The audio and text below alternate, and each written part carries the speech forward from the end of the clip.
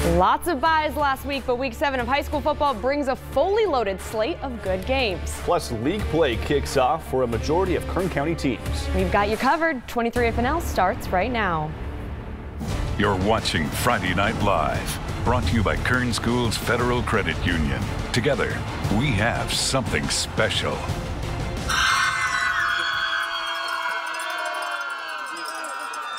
Highland Scots, they're looking hyped up for week 7. Up. They've got everything out there. They got a cannon that goes off. It's fun. I need to go there. Guys, invite me. Well, welcome into Friday Night Live. I'm Carrie Osep, as always, with Brandon Johansson. And week 7 is here, and finally some league competition. That's right. League play makes for some great action on the field, and some teams like the Drillers looking for a big bounce-back game against Stockdale. Yeah, no doubt. And since Evan Burkhart has taken over at quarterback a few weeks ago, the Mustangs have gone 3-0 behind Burkhart's performance. Let's see if they can do it again. Bakersfield at Stockdale is our game of the week. Bakersfield High was eager to get back in the win column this week, but could they against a high-scoring Stockdale offense? And they were hyped, no doubt. The Drillers would already be up 6-0. After the first, we're going to start here, though. Quarterback Cameron Williams, he keeps momentum rolling, takes it himself nearly all the way down for the score. Just misses out. So close. But then he's going to hand right off to Wesley Wilson. Finishes it off not much later. It's 13-0 Drillers. Gola likes what he sees out there, and Carls Jones is going to take the snap in this one. He gets it off to Kayonte Bell with a spin move, a little burst, a little stiff arm, all the way down to the end zone. It's 20-0 Drillers. Bell again, this time as a receiver, but still with those video game moves, high-stepping his way out of 2 defenders, and he breaks free. Bell came into tonight's game with 119 rushing yards. Definitely boosted those numbers tonight. The Drillers, as usual, enter league play with the bang, winning 40-7. And another battle, Brandon, tonight in the Southwest Yosemite League featured 2 teams who have shown out against other Central Section opponents, Centennial and Liberty. Yeah, of course, the Patriots, they boast a very solid running game. Yes. But their run game would be on display, but so would their passing attack and their defense. Patriots taking the field and welcoming in the 4-1 Golden Hawks. First play from line of scrimmage for Liberty. Hector Gonzalez drops back, lobs one to Ramon Henderson, who is wide open. Takes it all the way, gets Liberty on the board early. Sure, it's easy. Still in the first, the Riot Crew's pumped up. Gonzalez hands it off to Sammy Stewart Jr., who we talk about all the time. Finds his way to the outside, reaches across the goal line. Take players on his back. Absolutely, all the time. First quarter still, Gonzalez drops back, fools me here, and actually throws it to Winston Jounty, who takes it over 60 yards for 6. And watch this. He's gonna slip, but he sticks the landing, so that's okay. That matchup, that matchup went well. So Liberty, they're gonna go back to it. Back to Jounty here. He puts some moves on the defenders on his way to the score. Liberty romps on Centennial to open up league play 55-0. Big scoring games, and all eyes were on BCHS last week with ESPN in town. It didn't fare well for the Eagles. They were itching to redeem themselves in their first game in the South Yosemite League up against West Vikings, attempting to go for a touchdown in the end zone. Vikings, however, didn't get it, but it doesn't stop them from trying again. Ray Espinoza hands the ball off to Damani Jackson there, we saw last week, manages to weave through the Eagles defense to score a touchdown, putting them in the lead. And then just when the Vikings seem to have the advantage, the Eagles respond. Dominic Gamboni hands the ball off to Dante Harris for a 15-yard gain, setting up the Eagles for a touchdown. Gamboni once again hands that ball off to Harris. He evades the Vikings, takes it all the way for the touchdown, helping to shift the momentum of the game in their favor. The Eagles would go on to win 43-16. In the South Sequoia League, 2 teams still undefeated. Kennedy is one of them, taking on Wasco tonight at 6-0. First quarter, Kennedy's number 8 David Estrada inches in for the touchdown, gets some help from his friends there.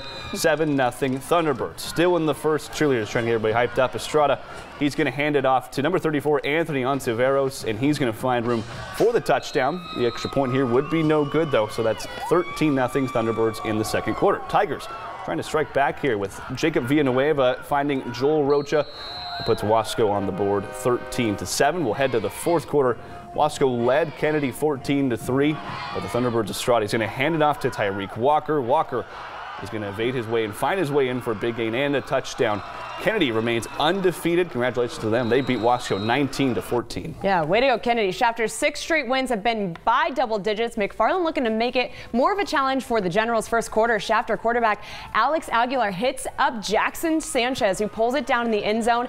7-0 Generals. On to the second we go, and There's little dancing. I like that. Aguilar again here, little fancy footwork, and he's going to sneak in to give the Generals a second touchdown. Shafter keeps it going later in the second. Aguilar once again, but this time with his arm. He goes deep. That is caught by Felix Chacon. Another general touchdown, just like we've seen Shafter do week in and week out, putting up big points to win. The final score in this one, 49-0. They're fun to watch. Yeah, no doubt. And the score for the Cougars, not so sweet, Brandon, but you know what is sweet? Some of the goodies the Cougar cheerleaders sell during those games. That was clever. Good little segue there. Allison Gargaro takes us up to McFarland for Fandemonium. This week's edition of Fandemonium takes us to McFarland High School, where all of the clubs are selling different types of food. But I'm here with the cheer team, and they are selling baked goodies. Actually, the coach baked all of this herself. But as soon as temperatures are dropping, they're actually going to be selling baked potatoes. So get out here. There's so much great food for all the great fans. I always want some of those sweets, man. I know. And once again, nothing was brought back. Constant complaints. We're trying to get on her. But guys, we got more action coming up. It's been a rough start for Frontier and Garces. Tonight, the Rams and Titans, they faced off as they look to get back in the win column. Plus, it's a battle of the dogs. Ridgeview taking on Golden Valley when Friday Night Live returns.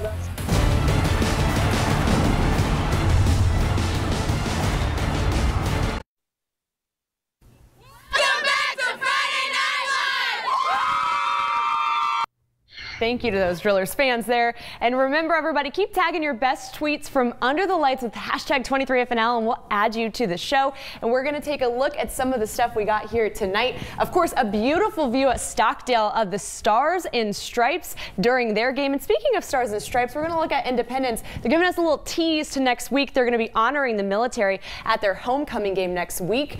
And then, of course, we had some homecoming performances tonight, and this is 2022 putting on a performance during halftime, and 2022 of Garces, of course. So from this, guys, we're going to take it right back to the action on the field. A Southwest Yosemite matchup featuring two teams who struggled during the non-league slate. Frontier and Garces it is, and the Rams are coming off the toughest non-league schedule of any D2 team. Joseph Campbell finding Daniel Tobias here to get the Rams near the end zone. And then from one Tobias to another, Nick Tobias here runs it in for the first touchdown of the night. 7-0. They wouldn't get the score up until the third quarter. But then Frontier trying to show off some tricks. Dustin Mantiano passes to Colton Baker. And Baker's going to toss it to Clayton Kyle. He gets some yards on that, but no score. Frontier gets the ball back later. Another shot here, but Isaiah Bell is there to shut it right down. Gets the interception and returns this one for a pick six. The Rams, they sneak away with a 14-7 win.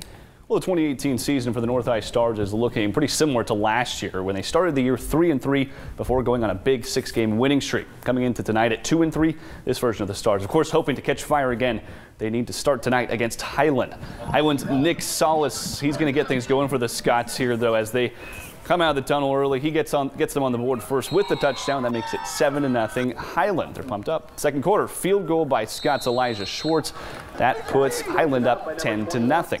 Scott's with the ball now, but it's going to be stripped by North here in that scrum. The nice little fight on top there, and look at that.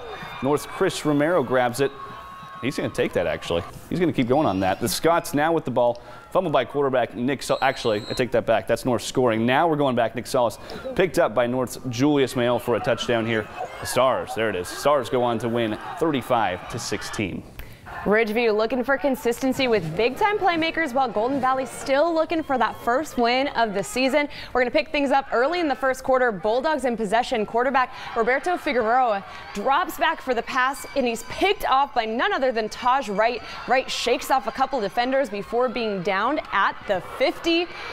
Yeah. He's so much fun to watch. I mean, always. We're just going to let that one ride out a little bit. To the next play we go, though. Ridgeview with the ball, and quarterback Justin Henzo hands it off to Sean Allen in the backfield. Allen's going to sprint past the entire Golden Valley defense and take this one to the house for the first touchdown of the night. Ridgeview leads 7-0 still in the first quarter. Ridgeview in possession once more. Henzo hands off, this time to King Ellis. What a name, King. Wow. He takes it around the end, straight into the end zone for another touchdown for Ridgeview. Ridgeview takes this one handily, winning 70-0 over the Golden Valley Bulldogs. We know what Dennis Manning's team is capable of. They have a lot of offensive firepower, and they finally put it on display tonight. Yeah, my gosh. I should play for that team maybe, yeah, right? No kidding. You want to sign me up, Coach? Is, will any of those plays make it into top plays? We'll see. We had a lot of good ones with league play started. Still to come, the top 3 on 23. You're going to want to stay tuned for that.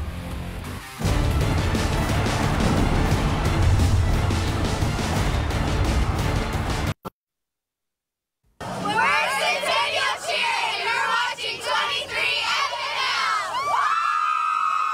Before we get to those top plays, Brandon, we have a couple of other scores to look at from some of our other teams. Let's take a look at some of those scoreboards. Southeast Yosemite League Miramonte's winning streak would come to an end. The Lions lose to the East Blades 41-14, and the South Rebels, they beat the Foothill Trojans 28-14. Meanwhile, Independence, they're going to be able to roll past Tehachapi to a 27-6 win. Arvin holds serve at home, beating Chavez 44-0. Now to the best of the best and our favorite part of the night. It's top 3 on 23. That means our league play this week means big plays from our athletes, and it's number 3 to start it off. Justin Hinzo would find Dalen DeGraffenfried, who makes a leaping catch to put Ridgeview at the goal line. They'd score there and go on to win 70-0. Yeah, good night for them. Number 2. Winston Jounty, they had a big night too. He gets the pass from Hector Gonzalez, makes a couple guys miss. The Patriots, watch it right here, get off me. They rout Centennial 55-0. Some big scores tonight, but the top play of the night goes to Keontae Bell. Keontae, I'm so sorry, Keontae, but you get this pass here and you say no thank you to 2 defenders, high-stepping your way to a touchdown. Bell looked unstoppable tonight. He did. And I apologize because I got your name wrong, but hey, bud, you were doing great out there, so good for you. And thanks for watching Friday Night Live. We'll see you next